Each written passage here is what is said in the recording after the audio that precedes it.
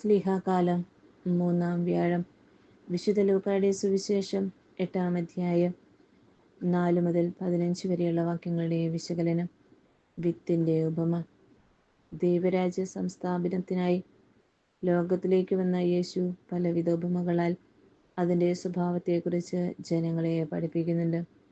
നാം ചുറ്റുപാടും കാണുന്ന ഏറെ പരിചിതമായ കാഴ്ചകൾ ഉപയോഗിച്ചാണ് ദൈവരാജ്യത്തിന് യേശു ഉപമിക്കുന്നത്. ഈ ലോകത്തിലുള്ള ഓരോന്നിനും ദൈവരാജ്യത്തിൻ്റെ പതിപ്പുകളാണെന്ന് പറഞ്ഞു വയ്ക്കുകയാണ് യേശു. വയലിൽ ഒരു വിതക്കാരൻ വിതയ്ക്കുന്ന ധാന്യമണിയുമായി ബന്ധപ്പെടുത്തിയാണ് ഇന്ന് ദൈവരാജ്യ രഹസ്യം പ്രഘോഷിക്കുന്നത്. വിതക്കാരൻ യേശുവും വയൽ മനുഷ്യൻ്റെ ഹൃദയവും, വിത്ത് അവൻ്റെ വചനവുമാണ്. ശ്രോതാവിൻ്റെ മനോനിനനുസരിച്ചാണ് വിതയ്ക്കപ്പെട്ട വിത്ത് മുളച്ചു പൊങ്ങി ഫലമണിയുക.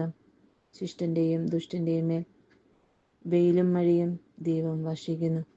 വിശുദ്ധ മത്തായിയുടെ സുവിശേഷം 5-ാം അധ്യായം 45-ാം വാക്യം എന്ന വചനത്തെ അനുസ്മരിച്ചുകൊണ്ട് വഴിയരികിലും മുൾച്ചെടികൾക്കിടയിലും പാറപ്പുറത്തും നല്ല നിലത്തും വചനവിത്തുകൾ തരഭേദമില്ലാതെ വിതയ്ക്കപ്പെടുന്നു. സ്വീകർത്താവിൻ്റെ മനോനില അനുസരിച്ച് അത് വ്യത്യസ്ത ഫലമണിയുന്നു. ഉപമയിലെ നല്ല നിലം ദൈവഭയമുള്ളവരുടെയും മറ്റിടങ്ങൾ ദൈവനിഷേധികളെയും പ്രതിനിധീകരിക്കുന്നു. ദൈവത്തെയും മാമോനെയും ഒരുമിച്ച് സേവിക്കുക സാധ്യമല്ല. വിശുദ്ധ ലൂക്കായുടെ സുവിശേഷം 16-ാം അധ്യായം 13-ാം വാക്യം.